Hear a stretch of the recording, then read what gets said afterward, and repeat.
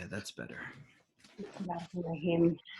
So we will get started. Bismillahirrahmanirrahim. Alhamdulillah Rabbil Alameen. Wa salatu wa salamu ala Sayyid al-Mursaleen. Ala alihi wa sahbihi ajma'een. Assalamu alaikum, brothers and sisters. Good evening. Jazakumullah khair for joining us for this evening's webinar. This evening's webinar is called Spiritual Reflections on Coping with COVID-19. And I am so pleased to have all of you here with us. I know on Tuesday evening in this time, there are so many other amazing webinars that are occurring at the same time, and you chose to be here with us. So Jazakumullah khair for being part of our program this evening. And we hope that inshallah, that this webinar is beneficial for you and your loved ones. This will be recorded as well, so the recording will also be made available to all of you afterwards, inshallah. So my name is Zainab Chaudhry. I am the director of the CAIR office in Maryland. And for those of you who might not be familiar with CAIR, CAIR is America's largest Muslim civil rights and advocacy organization. We have our headquarters based in Washington, D.C. and Capitol Hill. We have about 30-some chapters and offices in about 20-some states around the country. And I serve as the Maryland liaison, but alhamdulillah, the organization works to meet the needs of the Muslim community in a variety of ways. And in the course of this lockdown with the stay-at-home order, obviously many of our organizations have had to shift the way that we provide services. And with Ramadan right around the corner, one of our priorities has been working with our communities to ensure that we are able to meet the challenges of this very unique Ramadan. And Imam Tarif, I know that you and I were speaking about this earlier, about subhanAllah, the opportunities that we have in this Ramadan to really truly partake of all of the blessings that are available.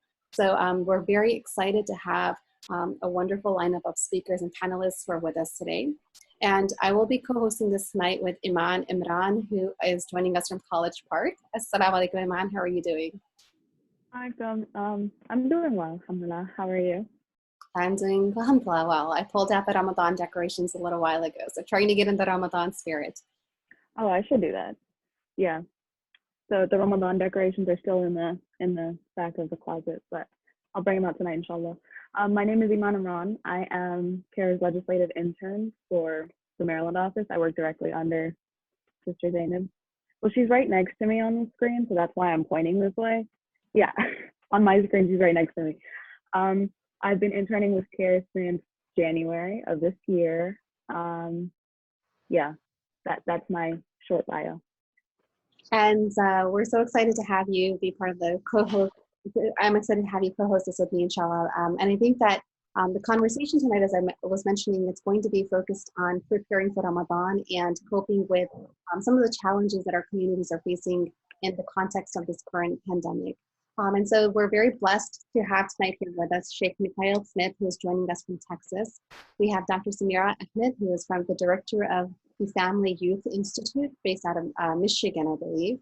And we also have Imam Tarif Shraim, our own superstar Imam, mashallah, based in College, is it College Park, Imam Tarif, or College Park? Yes, College Park. College Park, great, mashallah. He's a Muslim chaplain at the University of Maryland, College Park. So Imam, maybe you could take off with the introductions with the first panelist, Imam.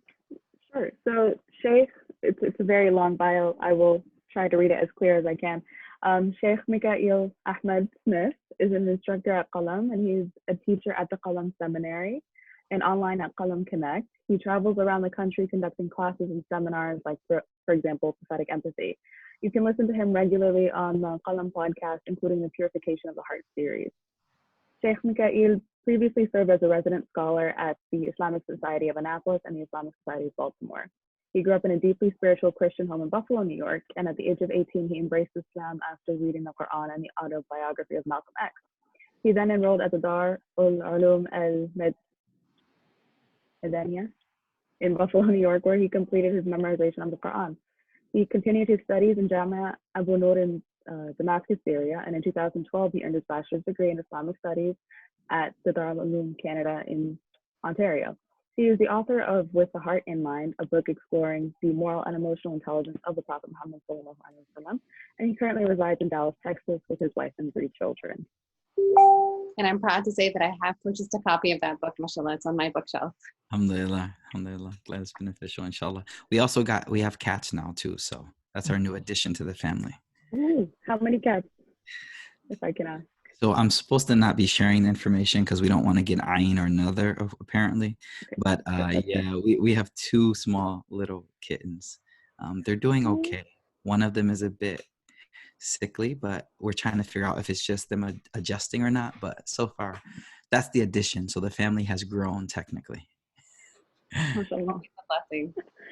I'm sure the kids are thrilled to have pets to play. Yeah, it's actually been very interesting to watch. You know, I don't want to like start talking about this, but you know, we're talking about our families and stuff, but to watch the children interact with another, you know, living being in the house and have to be gentle with it and caring for it. I think they learn a lot through that. So it's been fun so far watching them acclimate to that. Our next panelist is Dr. Sameera Ahmed, who is the director of the Family and Youth Institute. She holds a PhD in clinical psychology and a master's in biology. She also serves as an associate editor for the Journal of Muslim Mental Health and has a private clinical practice in Canton, Michigan. Her areas of interest include risk behaviors and protective factors of Muslim adolescents and young adults, promoting culturally and religiously meaningful psychotherapy, and skills-based parenting and marital interventions to strengthen families. Dr. Ahmed has published numerous journal articles, book chapters, and is a co-editor of the book Counseling Muslims, Handbook of Mental Health Issues and Interventions. She speaks nationally and has been invited as a subject matter expert to events organized by the White House, the Health and Human Services, Substance Abuse Mental Health Service Administration, and Department of Education. Dr. Ahmed has also been a community organizer at both the grassroots and national levels for more than 30 years, primarily focusing her energies on the American Muslim youth development, marriage preparation, and parenting. Jazakallah khair for joining us, Dr. Ahmed. I'm glad to be here. And our third panelist is Imam Tarif Shraim, and he's once again the Muslim chaplain at the University of Maryland College Park. And he provides pastoral care to people of all backgrounds and frequently lectures on faith, spirituality, and emotional development at various institutions in the DC area. He's passionate about working with individuals and communities to facilitate positive growth, and he lives in Maryland with his wife and their twin daughter and son. And 2 cats. Oh, wow. Okay. We'll talk, Imam Mikaeel. Yeah, that's great. I love it. I love it. I foresee a swapping of cat stories here. Yes, this is going to be great. I don't have many yet. The only story I do have is that I'm allergic to cats, actually. So we had to get like a hypoallergenic cat. And so I'm getting used to it. So we'll see. And with that, inshallah, we'll get right into some of the questions. I know that we only have about an hour or so, and there's a lot of different kinds of pieces of this topic that we want to unpack in the next hour. So Shaykh Mikaeel, inshallah, we'll start with you. So one of the conversation pieces that comes up frequently is the fact that for the Muslim communities, not just nationally, but globally, this is the first Ramadan of its kind where we are being forced to socially isolate and distance ourselves from one another. But even though it's the first Ramadan of its kind for us, this is not the first Ramadan historically where communities have observed and prayed in isolation or of themselves. Can you provide some historical context on previous instances where Ramadan was similar to the Ramadan we're about to experience, inshallah? That's a great question. Bismillah ar-Rahman ar-Rahim. Alhamdulillah wa salatu wa salam ala Rasulillah. So that is a great question because I think by understanding or seeing that there's people before us that have excelled us in spirituality and kind of paved the way in spirituality, that they've experienced things, that we're experiencing things that they have gone through too, and given us an example. The best example that comes to my mind, which has been kind of my inspiration, is that many of the first generation, I'm talking like Sahaba themselves, they preferred kind of to have this kind of Ramadan where it was not as social, but more spiritual and focused on their own inner development.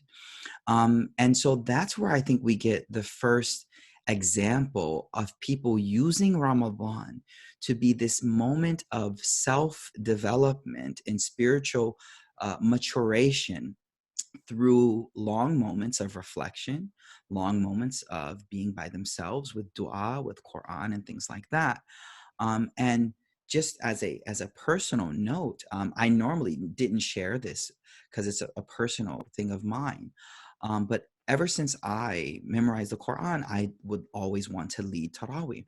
And since I've moved to Texas and moved around a bit, there were many years where work reasons, things like that, I wasn't able to lead in the masjid. So for a long time, I would go pray Isha in the masjid and go back home and pray my Taraweeh at home.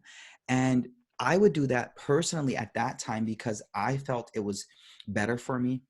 I could focus more on the Quran. You know, I was there with my family. My kids could pray with me. We could, you know, take breaks in between the Taraweeh. And it was just it was such a beautiful feeling. And so this was kind of like my own personal practice. And I had examples from Sahaba, from the early generation of many who would, yes, pray in Jama'ah for Isha, but then they would want to pray their Taraweeh, their Nafil by themselves. Now, the hard part about this is, not everyone feels that they have that strength to do it by themselves. Not everyone feels, many people feel that, you know, if I don't have the social encouragement, I'll miss out on a lot of the ruhani or spiritual benefit that I was getting from all those people around. And to those people, what I would say is, first and foremost, the purpose of this webinar is to remind you that you still have an ideal and beautiful opportunity to connect to Allah. That isn't gone. That is there. And as the other panelists will speak about as well, perhaps it's just as there as in any other year before. But what you also have is different organizations from around the country that are going to be offering so many things online to kind of supplement some of what we were missing in person. And so just to briefly answer your question, so I don't monopolize the whole discussion, the example of personalized Ramadans and spending time by yourself, right? Spending time and focusing just on yourself. I think the best example of that is the first generation. There are many examples of Sahaba who themselves preferred that month to be a month between them and Allah subhanahu wa ta'ala. And when they had to go, because Islam has, you know, we have to be in Jamaat sometimes, we have to go to Jummah, then they would be there. But the moment they got a chance to pull back, to be by themselves, to be with Allah, then they would take those opportunities because they understood that in those quiet moments, those moments where there's just us and Allah, that is where the relationship can be built the strongest. And one last example, and then I'll pass the mic. When we look at how Allah prepared our Prophet Muhammad, peace and blessings be upon him, for the coming of revelation, we see that hubbiba ilayhi al-khala, which simply means that being by himself was made beloved to him. And so this is it's a slippery slope, because many of us, when we're by ourselves, then it can have a negative effect sometimes. And so we like the community. In this example, we find to prepare him for that spiritual growth, there were moments where he was made to love being alone. And one of my favorite books right now that I have right here, one of my favorite books is a book by Cal Newport called Digital Minimalism. And it's really about unplugging and spending more time by yourself and learning how to be alone. I think there's so many of us that, and we see the memes now, we see social media of people not knowing what to do when they're by themselves and when they don't have all of these outlets. And so he speaks on it on a different level about, you know, cutting back some of the social media networks and things like that. But my point being is that there's a lot of benefit in spending time alone, in reflection, in meditation. A lot of spiritual growth, mental growth, emotional growth can happen in those quiet moments. And so I would say, to answer your question, that my inspiration comes from the first generation of companions, who many of them prayed their Taraweeh and spent their Ramadan I mean, not as alone as we're going to do it. We're going to not have, Jum'ah and Jama'ah, but when they had the opportunity, spent it by themselves. And so that's how I would kind of, look for an example from that first generation. SubhanAllah. I mean, the idea, the concept of learning to be alone and to embracing that and not feel lonely, right? Because sometimes I think people Yeah. confuse being alone and being lonely, meaning like when you're alone, you're not feeling that you're alone by yourself. Imam, did you want to ask the next question about the mental health component of this to Dr. Ahmed? I know that that's been heavy on a lot of people's minds as well. Yeah. So, with the whole being alone and not knowing what to do, a lot of Muslims who do struggle with depression and struggle with anxiety and any other mental health issue, it's a struggle. It's a hard time for them. So what would you recommend, or like, what is your advice? Because Muslims' mental health issues often get told that, their iman isn't strong enough, that they should just pray and read more Quran. And while yes, these are all tools that we can use to feel better, right? That's not the only thing. So what is your take on that? Sure, that's an awesome question. A lot of people are asking that and have a lot of questions. So let's start off with first kind of dispelling some of the myths and that people may have. One of the things is having iman, using salah and dua, all of that are tools that you can use to help cope with mental health issues.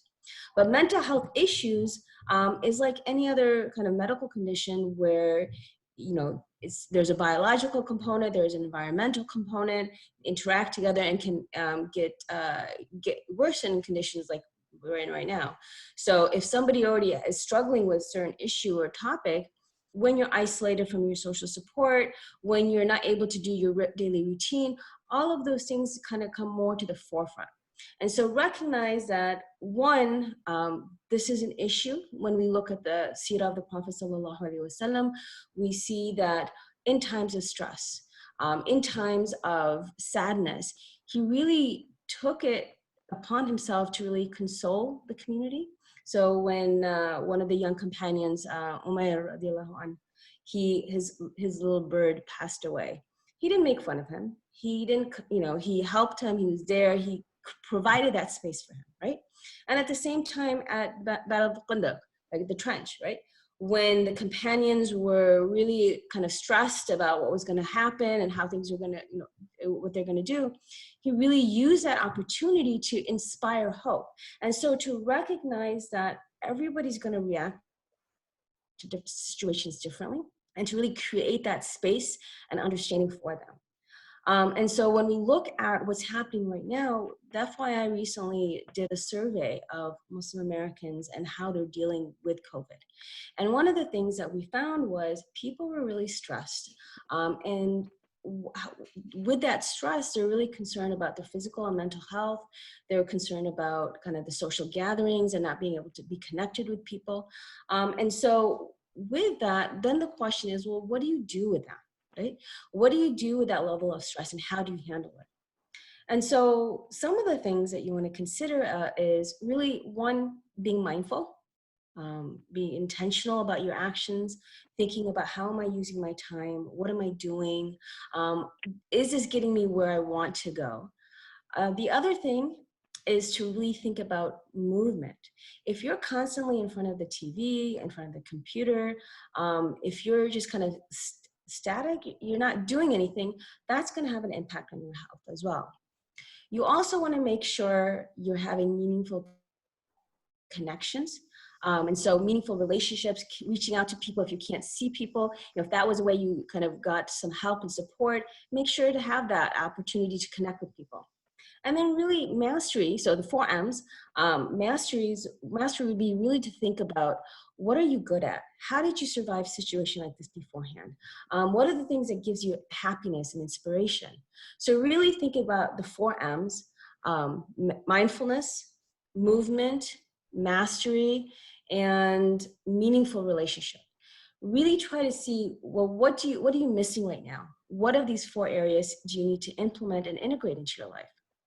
And so when we think about this aspect, we have to kind of think about Ramadan. right? And so Ramadan, for many of us, is associated with lots of memories, going to people's houses for iftars, going to the masjid, a lot of positive energy. And so now what we're finding is, with the survey that we had done, there really a lot of questions of an anxiety about what are we going to do? What's it going to look like? How am I going to have that spiritual energy that I used to get from my community? And so again, you want to evaluate, what do you need to do in this situation to derive that spiritual strength? Yes, there's going to be that loss, but are there alternative ways that you can bring that energy? When we think, Imam Mikaeel shared some different ideas and suggestions, but when we think about what else can we do? What are the other examples that we can take from, in addition to the Sahabis, right? We have the example of Yunus alayhi salam and him being swallowed by the whale. He took that opportunity, instead of looking at it and kind of being in despair, he took that as an opportunity to purify himself. And so can we reframe the situation? And so part of what you could do is really look at the different stories of Yunus alayhi salam, Yusuf alayhi salam, the prophets, example of Hajar alayhi salam, and how she handled being alone with her son, and really going through all of these examples of the believers and finding spiritual meaning from that. In addition to all that, you really want to try to channel your energy, right? You want to channel, because if you're online, numbing yourself, decreasing your energy, it's really going to have an impact on you. And so really thinking about, one, what can you do with the energy, kind of like the mastery, what are you good at? And how can you use that to connect with people? How can you use that to make a difference in your surrounding? And you can do a lot of volunteer work. You can be involved, and you can write. You can use all of those different things that you can do. Think about what you want to do and what you're good at, and use it to kind of give meaning to your life. And when you're doing that, that will also kind of make you feel productive. But at the same time, you don't want to be productive for the sake of productiveness. You want it to be meaningful and relaxing as well. And so really thinking about, well, what do you want to do during this Ramadan? How are you going to use it? And so we have a lot of different techniques that you can look on. We have a FYI well-being toolkit that really gives ideas on, if you're feeling stressed out, these are the different things you can do. Now, if having done all of these resources and ideas, you're still struggling, then reach out to a mental health professional. I mean, they're there for a reason. If you're struggling with navigating what's going on in your daily life, and you're not really sure how to do it, reach out to someone. Anxiety and depression is a common cold in mental health. It's really easy to address if you have the right tools. And for a lot of these things, there are a lot of things that you can do to help navigate how you're feeling and struggling with that. And please, I would recommend you reach out to a community. Dr. Ahmed, Jazakallah khair. I think the 4 M's that you shared are so powerful. And the toolkits that the FYI produces have been so incredibly useful. I know that in my work with the community, whenever we have cases where we run into community members, or we hear from community members who are struggling with either depression or anxiety or thoughts of suicide, things like that, we always refer them to the FYI as one of the resources. Is there a website that you can share that anybody who views this webinar can also access some of that content, inshallah? Sure. If you go to thefyi.org, thefyi.org, it stands for the Family and Youth Institute. What you'll find is, if you search for toolkits, there are a number of different toolkits that people could really use at this time. You have first of all, the well-being toolkit, which really highlights, we took all the different issues the community was facing, whether it's stress from dealing with the anxiety, or it's dealing with the transition of working from home and schooling and trying to manage the kids, and how to maintain a sense of a schedule, or what to do if you're struggling with your parents who are elders. Like, all of these resources that we're struggling with really gives a step-by-step approach of, okay, these are the issues that are going on, this is what you can do, and this is where you can get additional information.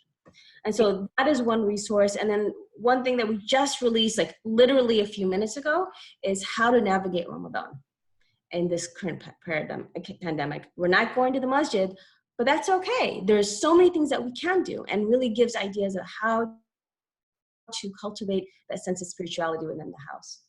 Jazakallah so much for sharing that. And I know I myself, when we get off this webinar, I'm going to be looking for that toolkit, because that's something that I think will be very useful and beneficial for everybody.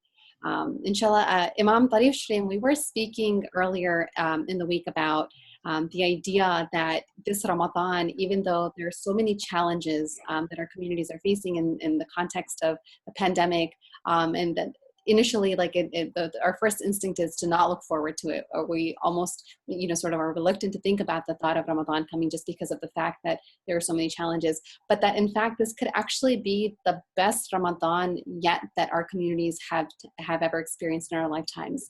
And you shared some thoughts that I felt were so powerful and poignant, and especially in the context of your work as a Muslim chaplain, the flagship chaplaincy that you operate at the University of Maryland, College Park.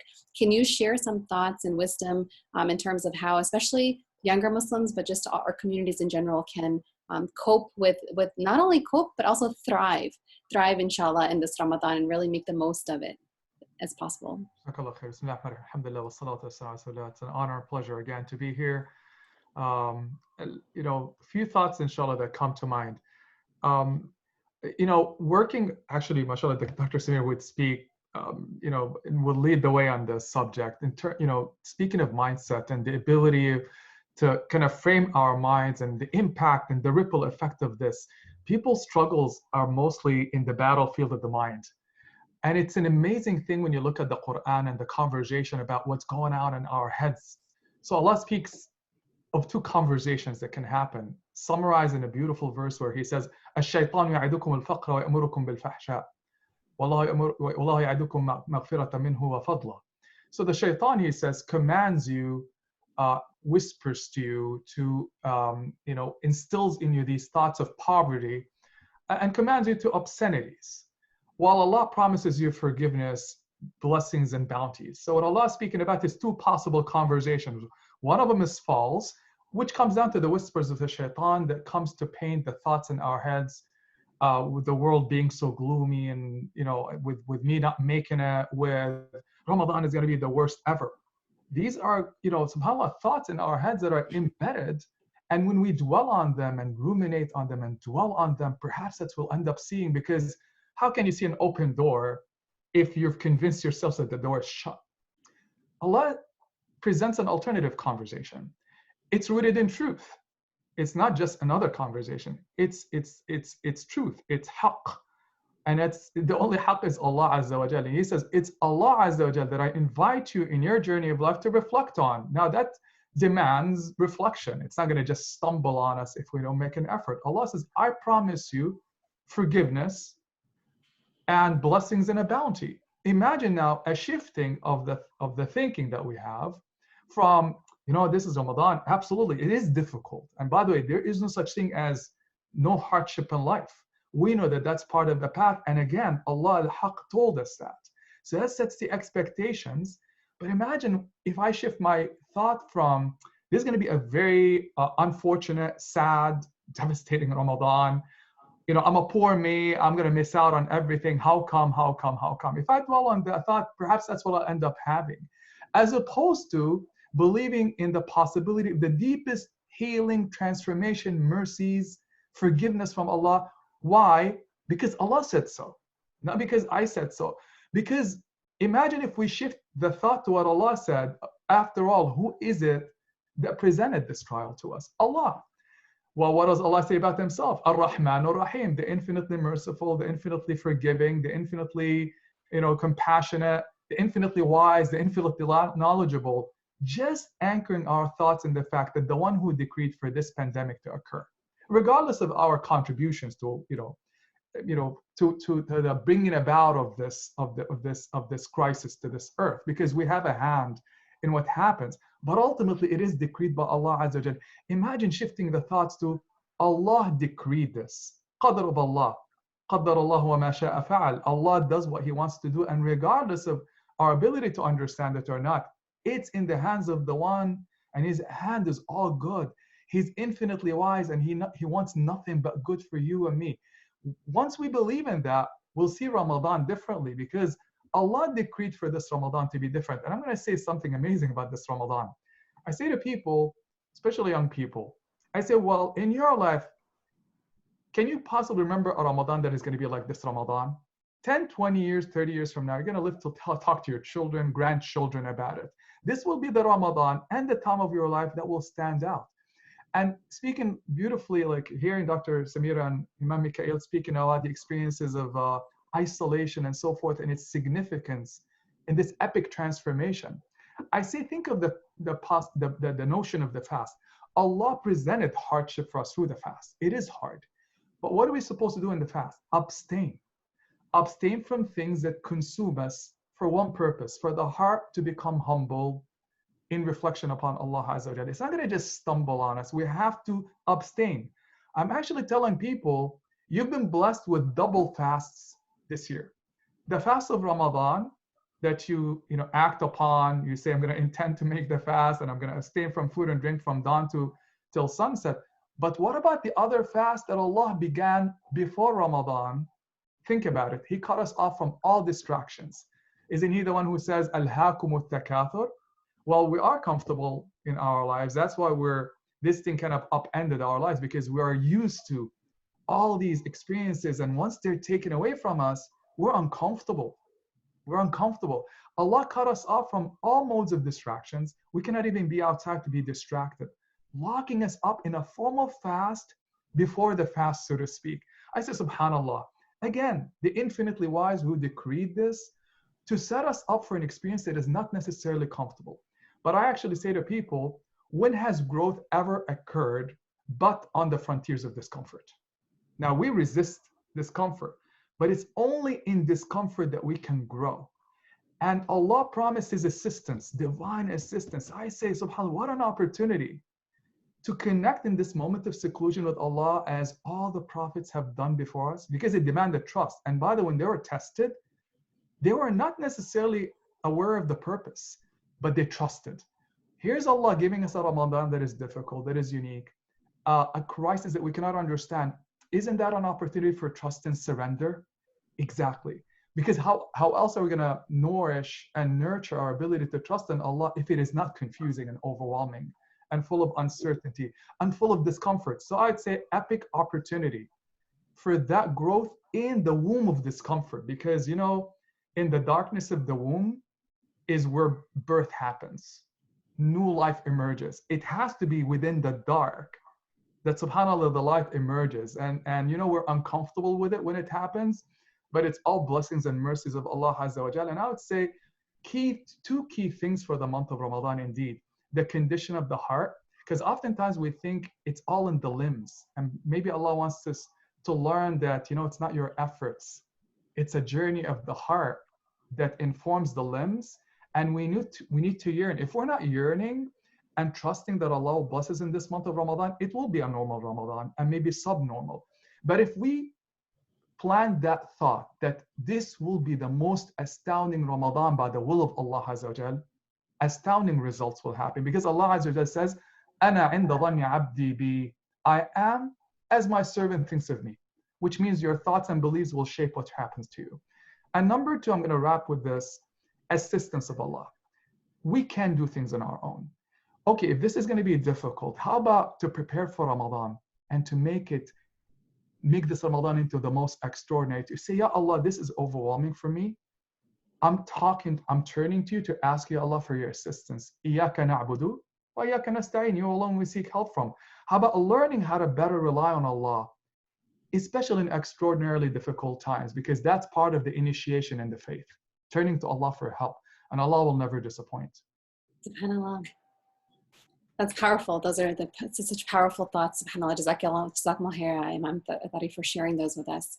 Imam, did you want to ask the next question about specifically the advice for new Muslims who are experiencing the Ramadan for the first time? We've actually received, subhanAllah, so many questions about this particular topic because Muslims who are observing Ramadan for the first time, they are going to be facing even more challenges than Muslims who are used to observing Ramadan. So did you want to take that one, Imam? Sure. new Muslims, especially during Ramadan, during Eid, this is a time of loneliness, essentially, right? And, you know, you have a lot of new Muslims that can't practice in their homes, and now they're kind of isolated with their families, and they can't observe Ramadan the way that they want to. So what advice would you have, or words of reassurance and guidance for new Muslims? Just whoever wants to talk. So it's for all of you. Oh, it's for all of us? Okay. Yeah. So I think it's important for, as you mentioned, the struggle is real, as they say. Like for a new Muslim, it's you feel alone. You definitely feel alone during some of these moments where everyone comes together. Eid is very difficult. Ramadan is kind of a moment where, you know, you feel more a part of the community. Generally speaking, communities are very much more welcoming, and you see so much life and everything's going on. And I've had funny situations where people became Muslim in Ramadan, and then the day after Ramadan, they come to the masjid and they're like, "Where's everybody at?" Like, "Oh, Ramadan's over now." It's like, "Oh, okay, it's not as live as it used to be." So no, but it's difficult. I think so. The advice that I gave in a recent webinar about this topic was twofold. I think number one is for the community members. If you know anyone who is a new Muslim, you need to reach out to them. You need to call them. You need to text them. You need to show them that you're there. You need to text them and say, "Hey, you know, hey, we're waking up for suhoor in the morning. I'll text you and make sure you're up, you know, da da da da da. Hey, what are you eating? These are some power foods. These that help you get through." Hey, you know, like just like be there for that person. Put them in the WhatsApp group, you know, reach out to them. Don't just text, but call. Like really, really be there, like, you know, in their face, kind of like, "Hey, you know, how's it going? Are you making it through the fast? Wow. Okay, we're about to break the fast. You know, 3, 2, 1, you know, texting, like be there with the person. They're going to need that. And so I think that's the Ansar responsibility, right? The Ansari responsibility is to go out of your way to وَالَّذِينَ تَبَوَّأُ الدَّارِ, those who prepared a home for those coming to them. Now we have to improvise. And tough situation is where you come up with the greatest ideas, because it's a difficult situation and you're forced to find a new way. So yes, this is not the ideal, and we're going to have to find a different way, but, you know, improvise, find a way to connect to those people. And the unfortunate thing is, if we haven't already been establishing those relationships, it's going to be nearly impossible to now nurture those relationships. And so this will teach us something, that we need to have those relationships built so that we can nurture them and be there for them in those difficult times. So the Ansari response is to just reach out and make sure you're there, overtly, just really, really reaching out to those people in the community who are new Muslims and they don't have that Islamic environment at home, so to speak. My other advice is for the new Muslims themselves. And so the question you asked, you actually specifically mentioned some people who are living in an environment, a house that is not conducive to the practice of Islam at all. For those people, my advice is what Shaykh Tarif said, which is Tarif said, I'm sorry, which is about the heart. Like, there's a few brothers I know right now who their household is not going to be happy with them fasting. They're hiding their iman. For them, my advice to them is like, Allah knows, Allah knows, Allah knows, Allah knows. There was once a man who, you know, a Sahabi, he came late to the masjid. Oh my goodness, guys, you won't believe this. I just got a text, and my phone is next to the computer, from a brother who 4 weeks ago converted, having gone through a few gender identity changes. His family, staunch Christian, accepted Islam, completely hidden from his family, completely hidden. Like, he didn't want anyone in the household to know. And you know, and he just literally out of nowhere just messaged me right now. My wife has been messaging him. I've been messaging him. But it is just so ironic that in my mind, I'm thinking of him. And right now he literally messaged, and his question was something, do I have to do wudu before I read Quran? SubhanAllah, like that relationship is there. So it can be nurtured now. It's from Allah subhanahu wa ta'ala. My point to the people in this situation, like him, is, again, Allah knows what's in the heart. And I was thinking of a Sahabi who one day he was coming to the masjid, and Sahaba were different. Like they would pray whenever the time came and the Prophet would start the prayer. So one Sahabi, he came a little late and the prayer was ending and they were coming out. And as he's walking in, he sees them coming out and he's like, is it over? And they're like, yeah, we just finished. And he was like, oh man. And so the Sahabi who heard that, he said, wait, I'll trade you the reward I got for praying in Jama'ah for the feeling that you felt when you said, oh man, I'll trade you the reward. Because he realized how much Allah values what we can't do, but we want to do. And so realizing that if you're in a tight situation where I cannot do this, my family, it will be World War III if I do this. Allah knows your situation. Allah knows. And the desire in your heart to want to do that is the most beloved thing to Allah subhanahu wa ta'ala. And in fact, the humbling feeling that you get, those tears, those moments of I wish, are so beloved to Allah subhanahu wa ta'ala that many of us would be willing to trade the reward you're getting for not being able to do that. For those who do have an environment where they can do it, you have to, again, we're working on we're improvising right now. And so if you're a new Muslim who really doesn't know, your parents are fine, your family's fine, you can fast, but you're missing the community, then my advice to you is come to the community online this year. Come to the community online. Be a part of the webinars. Be a part, not for the shameless plug, but Qalam, every morning I'm doing on Instagram morning adhkar of Wird Latif. Every single morning. Been doing it for 2 weeks, going to continue. At nighttime, we're doing 1 juz of Quran with just reflection of it. You know, there are so many things that are being offered online from so many institutions that I think you're going to have to put yourself in those environments to benefit from where the community is. Obviously, it's not ideal, you know, the benefit you get from sitting across the table from someone, sitting in the gathering, that is beloved. There's no trade for that.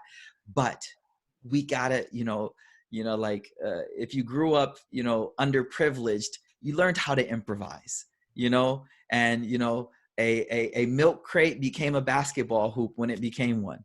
And that's what it was. And we played the best basketball games on that milk crate. I remember we used to play basketball on the street sign, and don't ask me how, but if you hit the sign, then you made the basket basically. And I can't mention the number of games we had that were so fun. And so my point is, yes, it's not ideal. The Ansar will have to step up. You got to reach out. You got to go through the phone book. You got to call around. Is there someone? And just someone under your wing this Ramadan. Like, all right, I got this brother. He just messaged me. This is my guy. I'm taking care of him the whole Ramadan. Maybe I got 2 more who I'm texting every day. Yo, you're going to wake up this morning for suhoor. Yo, the time starts at this. What are you eating? Hey, I hear if you eat, honey bunch of oats, it's great for you. Whatever it may be. But make them a part of this Ramadan. And then for the muhajirin, again, if you understand the terminology, those new people, for them, if you can't practice, Allah knows your situation better than you. It's what you desire that Allah sees. If you can practice, you have to look for all of those avenues online that are resources for you, like the FYI, like Qalam. I'm sure, Tarif, I'm sure you have some things going on. I'm positive, correct? Inshallah, you'll have something. Absolutely. Absolutely. Yeah, absolutely. So again, as a community members, we need to share these things, let the new Muslims know that these are there. And of course, this is, our 3rd string quarterback coming in, but this is all we can do right now, So that's my advice for the new Muslims. I would like to hear from the rest of the panelists, inshallah.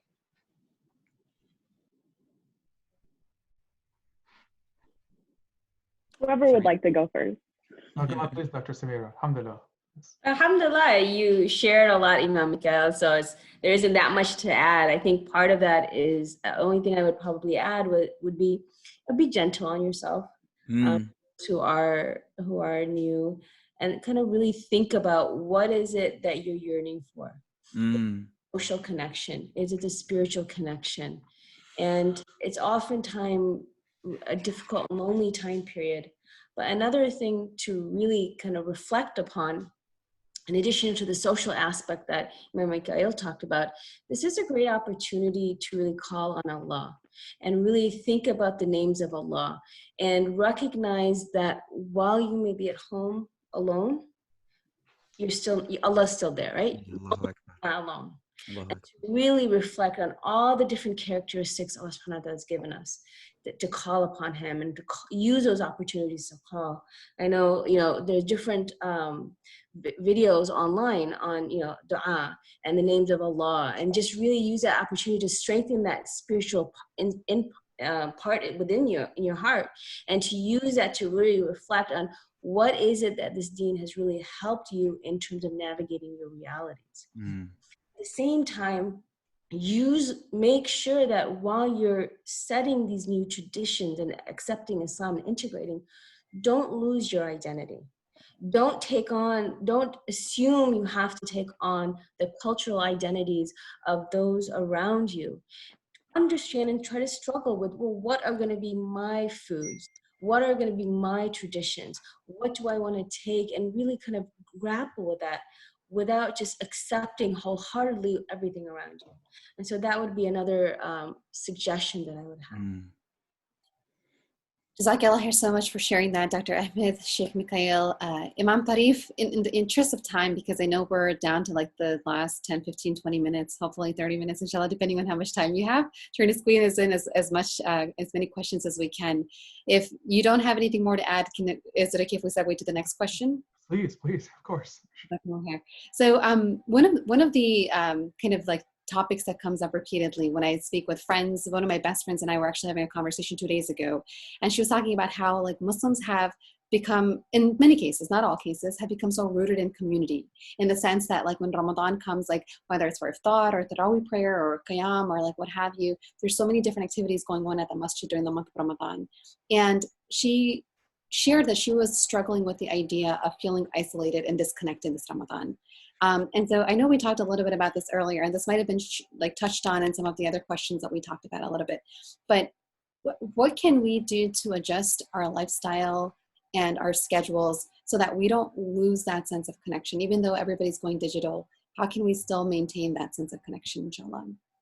Connection, you mean with each with other? Our community, with the community in general. I think so this was touched on earlier, but again, I bring it back to this. There has been this notion that is floated around. I remember whenever it was 5 weeks ago, I lost track of time. This is actually a good thing. Alhamdulillah, we lost track of time. We need to just kind of, subhanallah, right? Honestly, Tarif, the blessings, I know we all struggle, but there are so much, the silver lining of this is amazing. Barakallah feek, Imam. Wallahi, barakallah feek. So I remember, I'll never forget, it was a Muslim webinar. I attended it, and they were talking about being productive. I tell you, without even analyzing it, something wasn't comfortable in me. Be productive. Here's again the idea of be productive. Allah's saying slow down. Like, subhanAllah, I had to go think a lot about this because it affected me negatively as I was trying to be productive, right? What an invitation from Allah Azza wa Jal to just slow down. And if Allah Azza wa Jal has decided that I need to minimize, again, trusting in the hand of Allah. You know, Dr. Sameera spoke about the names of Allah. Perhaps what we think is healthy for our well-being is not what it is. It's a journey of learning, gaining perspective. And I think, you know, Imam Mikaeel and Dr. Sameera mentioned on this idea of not being able to sit with ourselves even. Yeah. I love connections. I am like, Imam Mikaeel, Dr. Sameera, you could speak so much about this. Even you, sister, you know, Zainab, with all the work that you do, talk about connections and the power of this. But Allah has deliberately done this to us. And if we cannot sit still. And Allah says in the Quran, there's something so beautiful. وَمِنْ آيَاتِهِ أَنَّكَ تَرَى الْأَرْضَ خَاشِعَةً فَإِذَا أَنزَلْنَا عَلَيْهَا الْمَاءَ اهْتَزَّتْ وَرَبَتْ. The idea of khushu', right? We speak so much of khushu'. Salah delivers its greatest fruits in khushu'. What is khushu'? Stillness.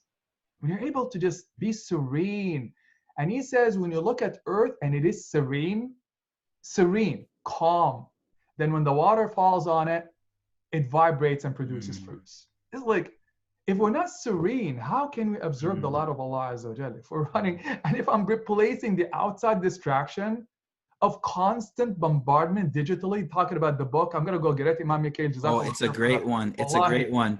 I warn you, I'm warning you. I had a flip phone for 3 weeks after reading this. Oh, subhanAllah. 3 weeks. Flip phone. Barakallah, wallahi, the greatest struggle I see with young people is just addiction to electronics. It's with my children. They can't sit still. And I work with them. They cannot. They're overwhelmed. And I say again, this comfort of feeling that seclusion and isolation to look within and grow and speak, open up intimately to Allah. And then the light of Allah will start to come in. It's not in the amount. It's not in being productive and so forth. Let me add one more thing here in terms of the connection. As we've heard, we have tons of opportunities to portion out a time to connect because we need it. There is no doubt that we need it. But Allah put us in this womb, in this cave, Kahf. You know, there's the idea in the Quran of Kahf. The subhanAllah, the cave for the youth in Surah Al-Kahf, the cave of Hira, where all the growth and the sacred encounters have happened. They didn't happen in the busyness of Mecca. They didn't happen in the busyness of Medina. Of Mecca or the town where the youth were from. SubhanAllah, the deepest transformations happen in those times of seclusion with Allah Azza wa Jal. But we need to portion out time, sure, for connection, but it's a reframing of what is optimal for our relationship with Allah Azza wa Jal. Because at the end of the day, what is it about? It's us and Allah, and we're going to be with Allah Azza wa Jal. Let me share one more thing here on the idea of just also the pain of it. The hardship is real. It's going to hit us hard. We're going to ache. Rasulullah Sallallahu Alaihi Wasallam, when he was isolated, like, the example of Khadija dying, his uncle dying, he was isolated. What happened next? It was an overwhelming experience for him. Mi'raj, ascent to the heavens. Yeah. But also when he lost his son, Ibrahim, alayhi salam. Ibrahim, when he died, subhanAllah, Rasulullah Sallallahu Alaihi Wasallam held him, he cried. And what did he say? He said, إن القلب لا يحزن إن العين لا تدمع. He acknowledged the pain. So we need to remind people permission to be human. So when your heart is aching and not comfortable, alhamdulillah, that's the mercy of Allah. He said, my eye is tearing, my heart is aching, and we're not going to say anything but that which pleases Allah. Yeah. And Ibrahim, we're grieving over you. We're grieving over you. So grief, uncertainty, fear is part of the journey. It's part of the mercy of Allah Azza wa Jalla. And we need to permit ourselves to be human and understand it's part of the growth. But if we don't open ourselves to Allah, we're not going to grow. But again, there are these opportunities for connection. I don't want to dwell on or repeat what has been mentioned, but to further emphasize that the growth is happening in those sacred encounters of Allah in the private spaces. Allah Alam. Yeah, that's beautiful. And Dr. Sameera, if you don't mind, I would like to add something to, I think what he said, and I don't just mean to reiterate, but it's so important to realize that wherever we're at, there's a lesson that Allah wants us to learn from that situation. And if you dwell on how to get out of that situation, you won't learn the lesson that is meant to be learned in that situation. We are constantly fleeing things. We're fleeing our families. Unfortunately, domestic violence has gone up since we aren't able to flee. So many things have happened because we were fleeing. What I know, it's a hard Ramadan. It is different. But what Tarif is saying, what I am saying, what Dr. Sameera is saying, we have to own it. And that growth mindset is about realizing where you're at and realizing that I'm growing through this difficulty right now. And I honestly, as Tarif and Dr. Sameera, everyone is echoing the same thing, that this can be one of your best Ramadans. I can break my fast with little Qasim, who you just saw sneak in here. I can pray my Taraweeh, me and my wife. I can be together. And I'm forced by God, by society, by the powers that be. And I'm in Texas, so I might not be forced that long, guys. So anyways, I'm forced to be at home. And there's a hadith that many people don't know, that the Prophet ﷺ, he once said, وَلْيَسَعْكَ بَيْتُكَ. May your house be spacious enough for you.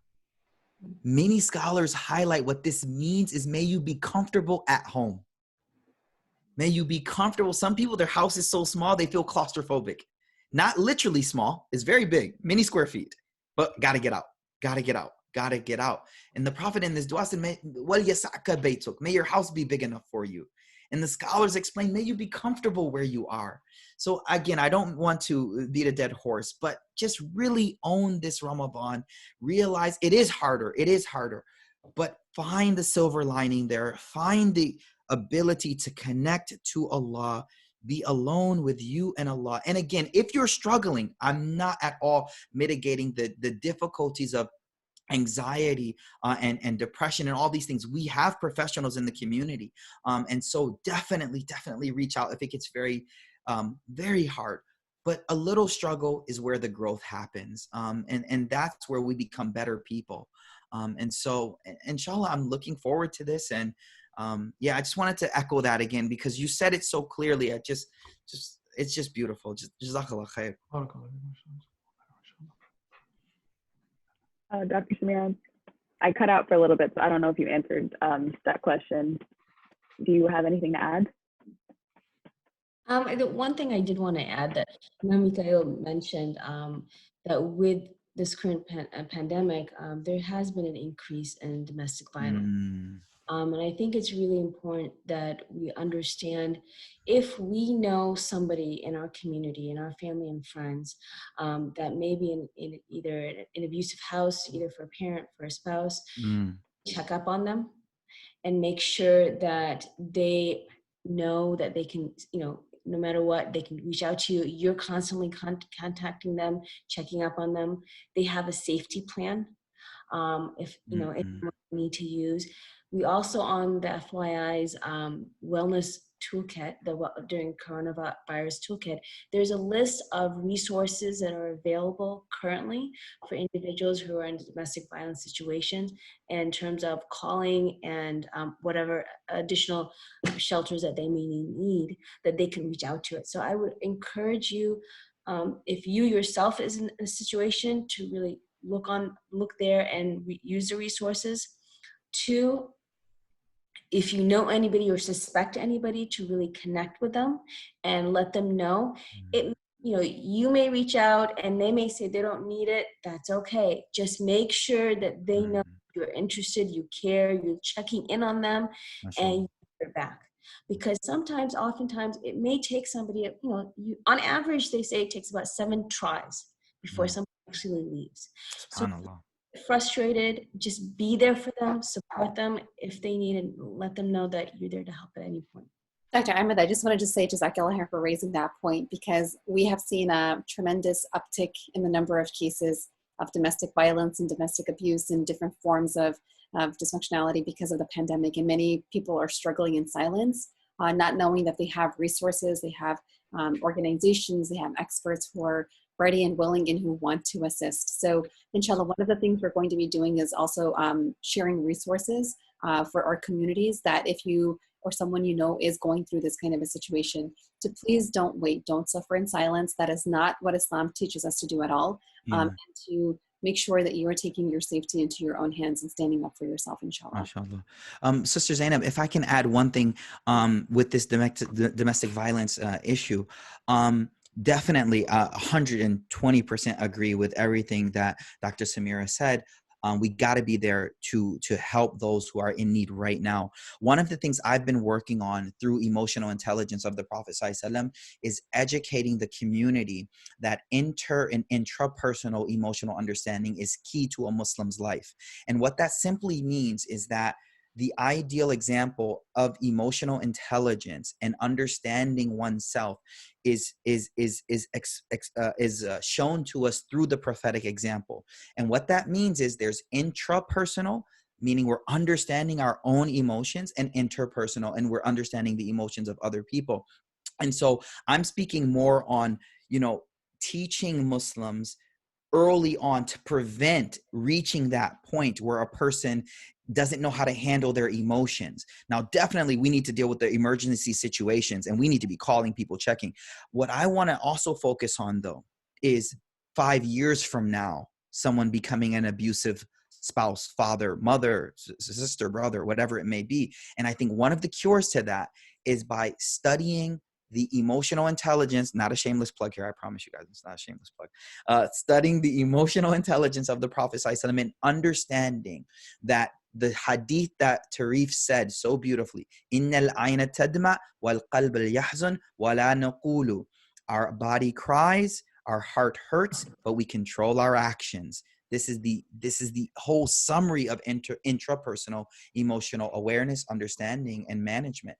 And so why do I say that? It's not necessarily directly connected to Ramadan, but as a Muslim, it's about understanding the Prophet ﷺ's understanding of his own emotions and how that makes us better spouses, better parents, and better community members.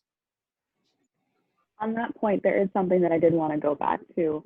So you were talking, Brother Tarif, you were talking about how you attended a webinar on productivity during this time.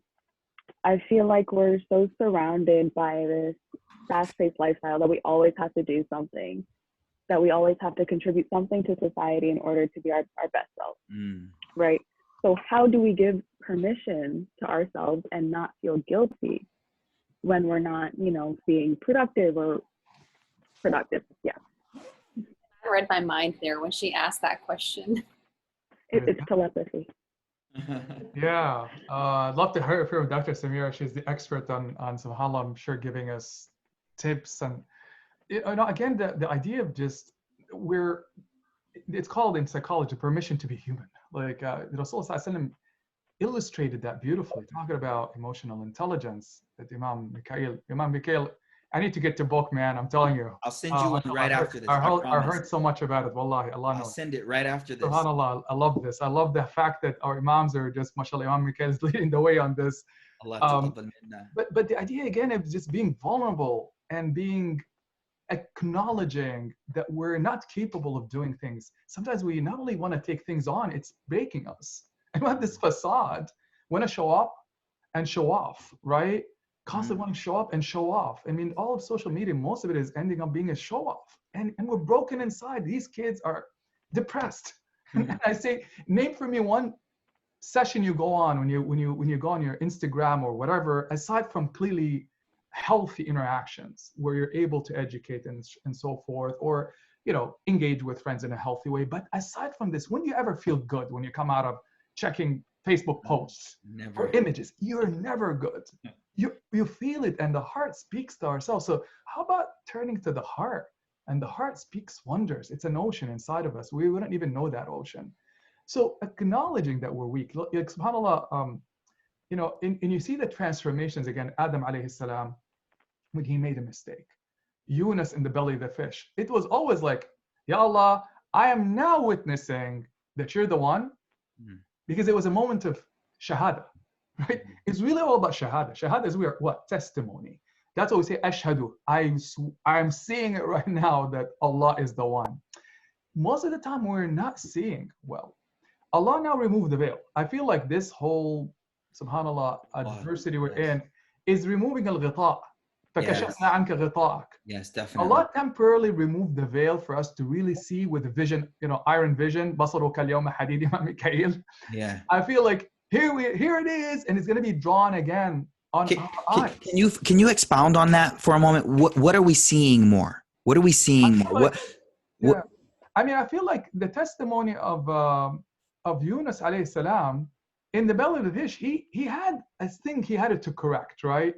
Allah locked him up, removed the veil from his eye. You can't do anything, Yunus, and don't be hasty, and be patient and hang in there with trust and surrender, because he wanted his people to change by force. He left in wrath, he cut him off, and he said, La ilaha illa ant, no God but you, Allah. But then he said something powerful. When the veil is removed, he recognizes weakness. I can't do anything. And I should have really stuck around and surrendered, trusted.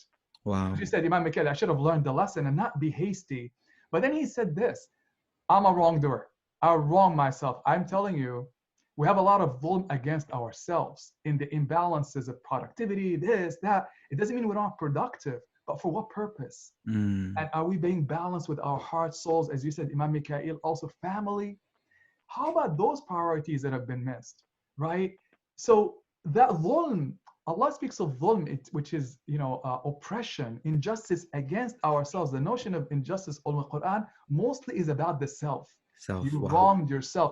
Acknowledge it, because I want to heal you. Allah is saying, I want to heal you.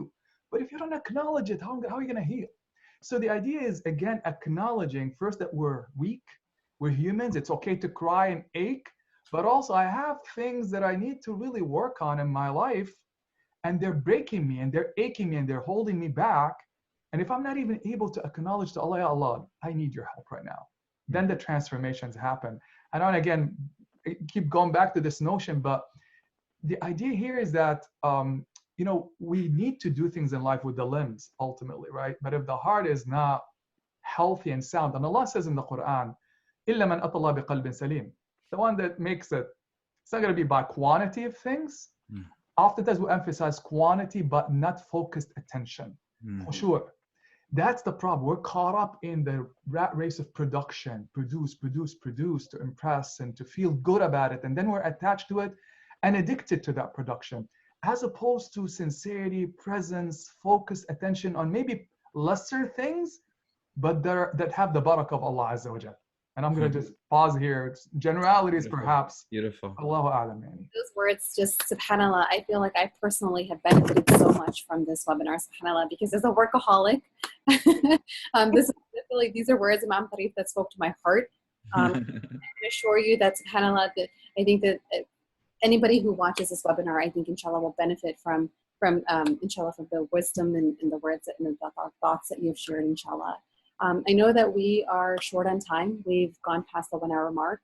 I wanted to give the opportunity to all of our panelists, esteemed panelists, to share a couple final words, if you have any final thoughts for anybody who's still struggling to, accept this reality of this Ramadan. Any words of comfort or solace, or if not, we can just go straight to dua. If Shaykh Mikaeel, if you could please honor us by doing a closing dua for us. Yeah.